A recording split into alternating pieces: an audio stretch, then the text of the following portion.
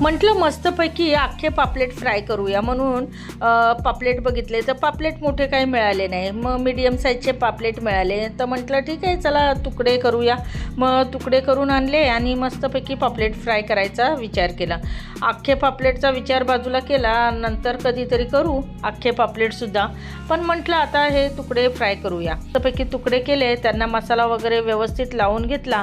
प्रत्येकाची वेगवेगळी पद्धत असते. मालवणी लोकांची मालवणी मसाल्यातली असते, घाटावरच्या लोकांतली घाटी मसाला वापरून म्हणजे कांदा लसूण मसाला वापरून बनवण्याची पद्धत असते. वेगवेगळ्या पद्धतीनुसार वेगवेगळे मासे फ्राय केले जातात. आईने तर कधीच मच्छीला रवा, तांदळाचं पीठ, कोकम, चिंच असला कुठलाही प्रकार लावला नव्हता. तरी पण तिच्या हातची मच्छी अजूनही त्याची चव मात्र तोंडामध्ये रेंगाळत आहे. इतकी अप्रतिम चवीची ती मच्छी बनवायची ना, आईच्या हातची चव कोणालाही येणं शक्य नाही.